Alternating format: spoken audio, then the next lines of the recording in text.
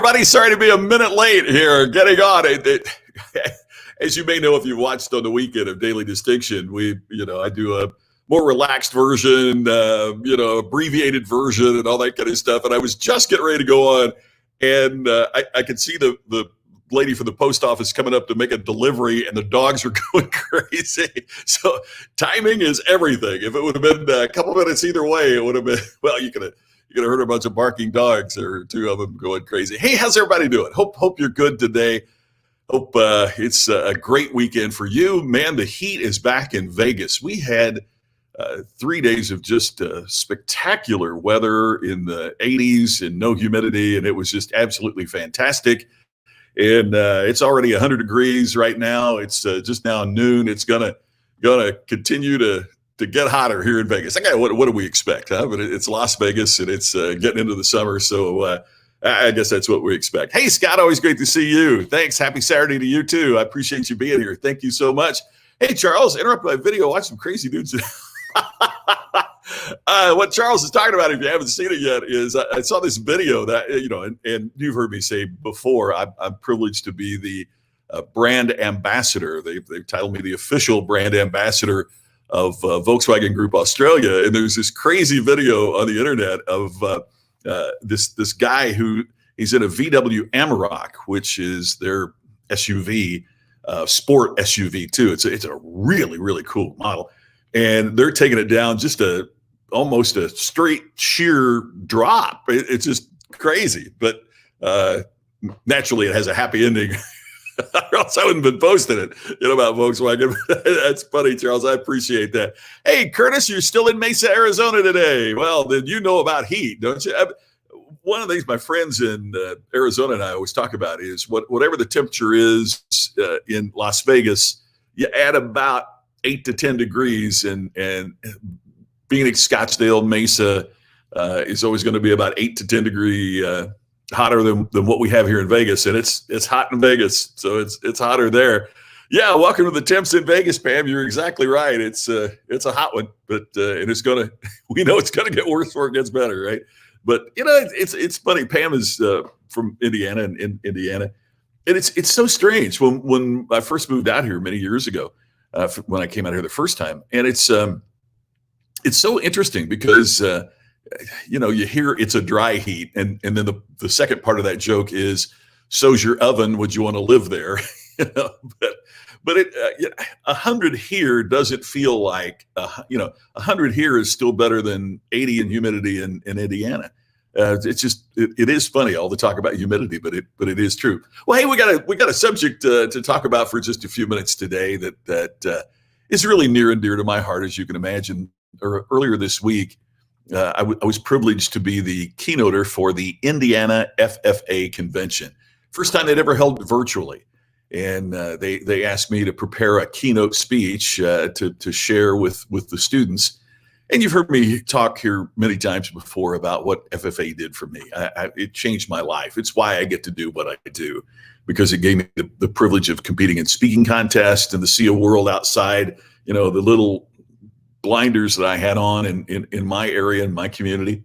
And it really made a difference for me. And so I'm sitting watching the ceremony. Every FFA meeting begins with what's called the opening ceremonies. And whether it is in a small rural chapter like in Crothersville, Indiana, my hometown, or whether it's on the stage of the National Convention, which is the largest gathering of youth with a purpose in the world. Over 50,000 people come to Indianapolis to the National Convention every year. Just an amazing, amazing event. So whether or not it's in front of, a sold out stadium or in a small ag classroom, the words are exactly the same for every ceremony because it's the ceremony. And the president will ask everyone in attendance. And remember, it's always a student, right? And he'll always ask this question: FFA members, why are we here? And he raps the gavel 3 times, and everybody stands up. And they say these words that I've never forgotten: to practice brotherhood, honor agricultural opportunities and responsibilities, and develop those qualities of leadership which an FFA member should possess. And then the president says, may we accomplish our purposes. Bang, hits the gavel, everybody's seated. But every meeting starts with that question, why are we here? Now, there's a lot of different ways that we could take this, right? And I'll probably talk about this again at some point, because wouldn't it be great if every meeting that we ever had started with whoever's chairing the meeting saying, why are we here? And all of us in the meeting said, this is why we are here. And it's the same thing. And may we accomplish our purposes. Right? I mean, because how many meetings do you go to that people go, why do we have this meeting? Why are we here? And it's not as well defined as this youth group is doing, right? But that would be a great thing. But I think it also asks a pretty important question. And that's, why are we here? I don't mean that in the sense of what your religious faith might be, although that's a part of the question perhaps as well. I don't mean that in terms of any kind of, heavy philosophical. Let's just ask ourselves, why are we here? I think that's an important question for us to come back to. It's something I've been doing some soul searching about because of the pandemic and because of, even Juneteenth yesterday, and because of what we're seeing in terms of the racial divide and the need for better harmony. I mean, it's a question that is always good for us to ask. Why are we here? Whether you mean why are we here in terms of our life, or why are we in this spot at this particular time? There's so many ways that you can take that question, right? There's so many ways that you can. Why are we here right now? Why are we in this particular time? Why are we? So that's the question we're going to talk about for just a couple minutes today. Hey, Richard from beautiful downtown Seymour, Indiana. All right, that's awesome. I miss it. My mom's birthday was yesterday, and she was in Seymour, and so hope all is good with you. And mom's doing great. I hope you are too, Richard. As you know, it's always just so great to see you here. Thank you. And Pam says 90 degrees in Fishers when you're out walking last night in Indiana. Wow. Hey, Janet, thank you so much. I appreciate that. It was I was so honored to be invited. It was such a privilege to be asked. And I hope it was good. There's a story about Taxi Terry that I know a lot of folks, adults had heard before, but that's one of the great things about FFA. If you can speak every 4 years, and it's a new audience. So they hadn't heard it. So they wanted me to share that. So I appreciate that. So why are we here? Why are we here? And your answer obviously is up to you. I mean, I'm not trying to tell you what your answer should be, but I am suggesting pretty strongly it's a heck of a question to think about, right? I mean, it's something that we need to think about. Isn't it interesting that you can take that same question and you can influence it in so many ways? You can say, why are we here? As human beings in the universe, is there a purpose to all that kind of thing? Why are we here? You could say, why are we here at this particular moment in time? Why are we here in terms of a pandemic? Why are we here in terms of racial and ethnic challenges? And why are we here in terms of, right?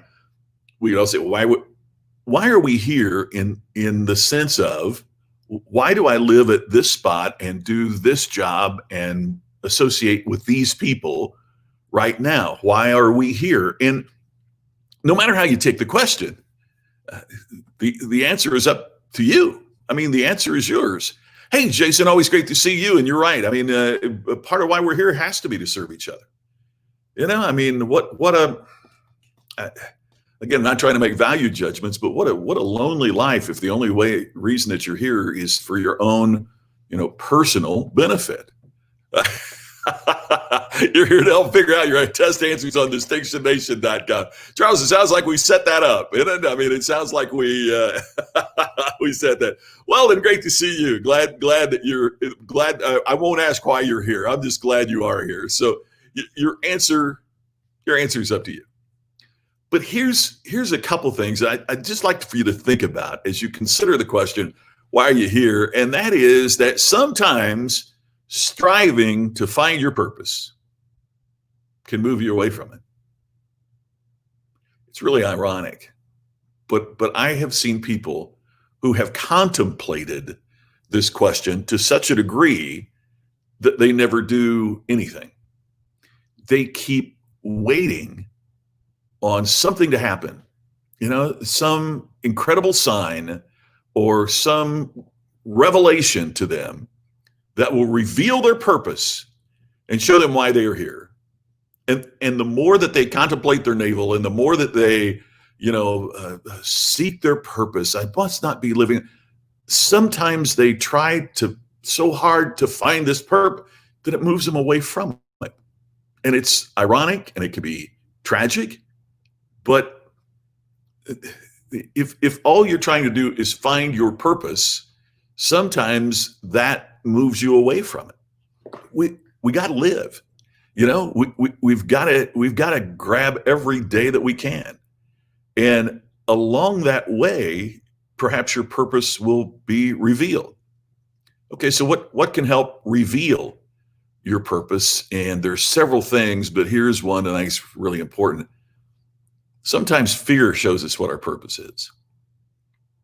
There is an author, Stephen Pressfield, that wrote the book, The War of Art, right? Remember Sun Tzu's The Art of War? He flipped that and created a book called The War of Art. Brilliant, brilliant book. And he writes in there, I've mentioned it here before, he writes about what he calls the resistance. And the resistance is that fear that we feel anytime we try to do something extraordinary, whether it's write a book, which is what he's talking about in his work, or whatever it might be. I mean, I got to tell you, I hear these speakers who say, "Oh, I never get nervous," and I don't believe that.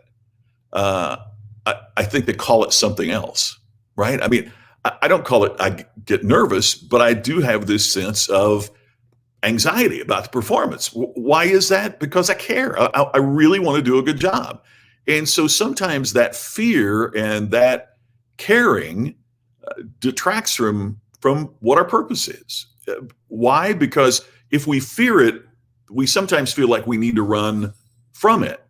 But sometimes our fear reveals to us, get ready, the dogs are about to bark again. The gal from the post office she didn't ring the doorbell. Thank goodness. She saw me in here doing this and didn't ring the doorbell, or else the dogs would have gone berserk, put another little package out there. So, fear sometimes shows us what our purpose is, because if we have this fear of it, it might be because it's what we need to do. It might be because what we need to do. Now, don't get me wrong.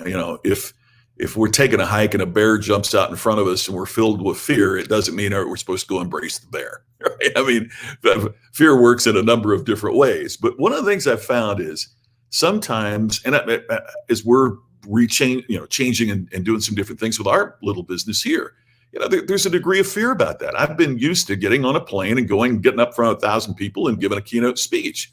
And that's not going to be happening again for a while. And I got to tell you, there is a degree of anxiety and anxiousness and fear, but I'm discovering a new and renewed purpose. By the way, I don't think that your purpose has to be the same throughout your entire life. I think your purpose can change and evolve and grow as you change and evolve and grow. And that'll be what life and career is all about, right? Is not just staying in the same spot. It's learning and growing. So fear sometimes shows us what prevents us from doing great.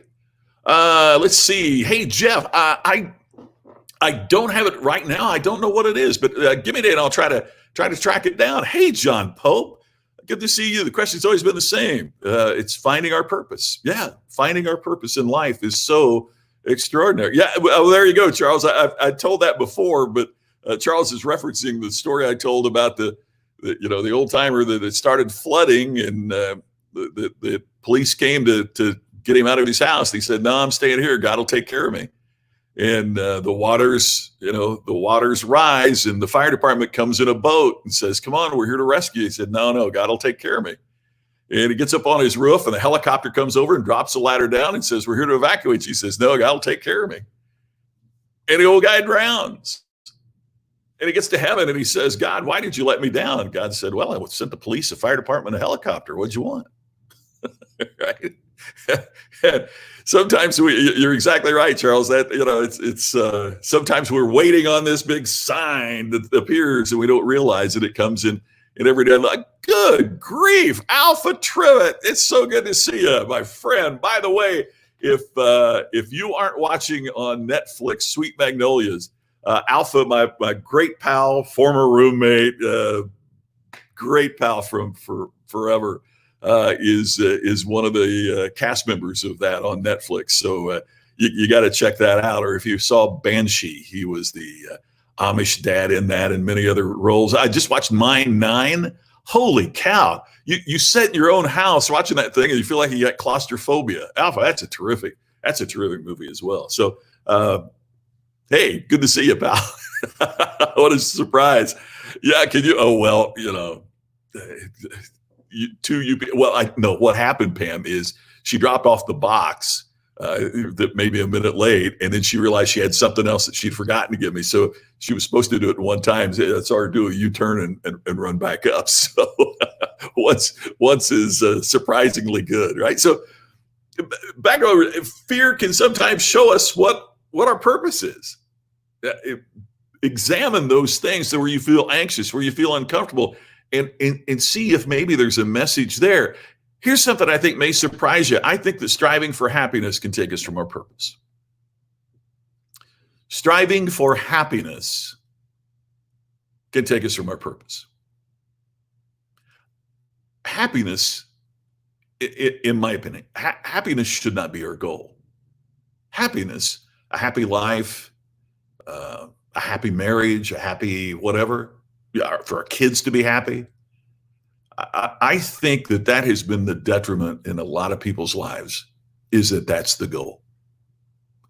Happiness is the byproduct. Happiness is the residual benefit. It's what happens when you're living a purposeful life, when you have conviction about why you're here. Happiness is not the goal.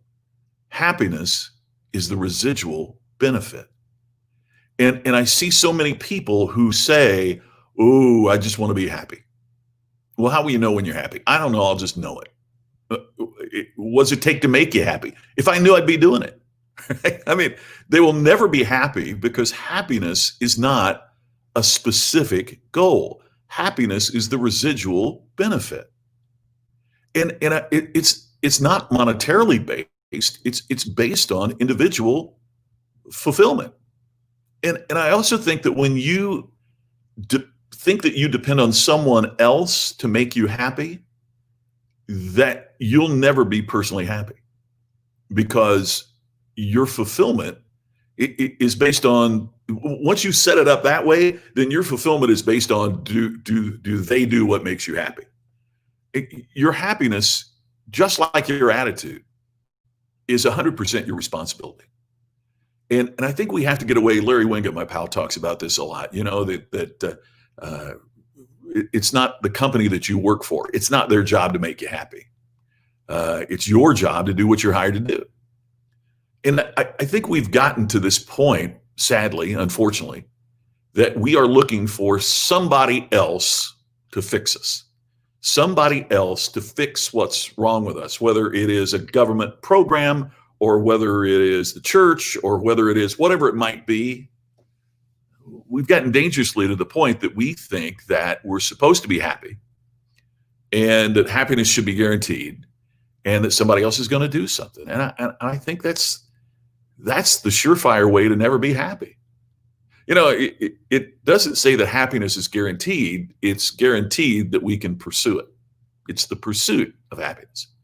And the problem is, it's not explained that when you pursue it, you don't get it. Because happiness is not something you pursue. Happiness is something that occurs through your pursuit of other things, through your execution of your purpose, through, why you're here. Yeah, we got to search within, Charles, and you're right, because, what you may define as the very thing that makes you the happiest might leave me cold, and vice versa, right? I mean, there are some people that a house on a beach would just be the greatest thing in the world to happen to them. And there are others that would like, but I want to go skiing. Put me in, so even when it comes to that, to material things, it's not all the same. Allow me for a minute to share what I've realized it is for me. And that is, if I can help individuals and organizations of all sizes stand out, and because when you stand out and create distinction, you know what happens? You get more customers, and those customers spend more money, and they tell their friends, and so then they help bring you more customers. And the people that you have working for you get more productive because they enjoy working for you, because you have the kind of culture that people, want to be a part of. And, I went through that process after my first wife passed away, that there was nothing about what I did. I was good at what I did. I was okay, but there was nothing about it that stood out. And so going through the struggle of trying to learn, how do you stand out in this very competitive marketplace? And it's not saying that you're better than anybody else or whatever, but it means that there are certain things about what you do that through this formula of creating distinction, that you attract. The customers you attract are always going to be better for your business than those you've had to pursue, because when they're attracted because of what you stand for and what you are and how you do things, and that is so critical. So I've realized my purpose is not giving speeches, because that's what I used to think that it was. My purpose is helping professionals, whether it's entrepreneurs or small businesses or salespeople, service people in big business, whatever it might be. My purpose is to help them understand how they can stand out, because when they stand out, they earn more. Not just more money, they earn more recognition for the work that they're already doing. They earn more respect from their peers. They earn more freedom to be able to do what they want to do. And so if I can help people do that through the tragedy I went through and the struggle to get there, man, that fulfills me. It's crazy. It took most of my life to get to the point that I understood that. And part of that perhaps is that your purpose changes as you grow and as you change, and as we said earlier, as you evolve. But if you can find if you can say, this is why I'm here, then it's hard to describe. It's not exactly happiness, because I think sometimes we think of happiness as being not having a care in the world. I'm so happy, everything. And to me, there's a better term for it, and that is joy. Joy is, we can be, there's a phrase in there, and I haven't quite struck on it yet. I've been working on this in my life. I want to be content but not satisfied. Does that make sense? I'm content with the blessings that I have been so fortunate to have. I'm content with what I've created, but I'm not satisfied. And so this restless joy is part of what you get, though, when you're working on your purpose. I do share that I believe a purpose is always about making a difference. I mean, I don't think that a purpose can really be a purpose of why you're here unless there's something about that purpose that helps you make a difference for others. Now, it doesn't have to be the world that you're making a difference. It could be for your kids. It could be for your spouse. It could be for your community. It could be for, it's whatever you define as the target area where you want to make a difference. So that's Jeff says, and Jeff, I think you're exactly right. Doubt kills more dreams than failure. But because when you fail, you can get back up and start over. But doubt means you've never started. Jeff, I think you're spot on with that. You're exactly right. Doubt means I may never get started. Failure means I did something, it didn't work out. I'm going to dust myself, get back up. Here we go again, right? had a restless night thinking about your eulogy. Yeah, I bet it did, Charles. I mean, that's a great technique that has been around for a while. Is that, if you could write your eulogy, what would you write? And the great thing that we discover there is nobody writes he spent so much time in the office. Right? I mean, nobody writes that, but they will. If the time you spent in the office created something that made life easier for your customers, or if the time you spent there is something that created a better culture, so that people helping families find their dream home, is a heck of a purpose. So, I mean, all of this is about what it takes to make a difference. So, the fundamental question is, where and to whom will you make your difference? Where, and by that I mean, it doesn't have to be the world. It can be the people in your family. Your difference doesn't have to be, I'm going to be a rock star and influence people, all over the planet. It can be, I'm going to make a difference in my local church. I'm going to make a difference in my local civic clubs. I'm going to make a difference in my community. I'm going to make a difference, in my home. But the question is, where and to whom will you make your difference? And while we all have our own answer, I think the answer to the question, why are we here, is to make a difference. Why are we here is to make some kind of tiny dent in the universe, so that when we leave, as we all will, we've moved the needle a little bit, to use the old cliche. We've made our own little dent in what's there, not because of what we did for ourselves, but most importantly, because of what we did for others. Hey, big special announcement. Good grief, we're almost at a regular 30-minute time. For the first time ever, time change tomorrow for Daily Distinction. It's going to be an hour earlier tomorrow, just for the one day. I had to do it for tomorrow. So tomorrow is going to be at 2 o'clock Eastern.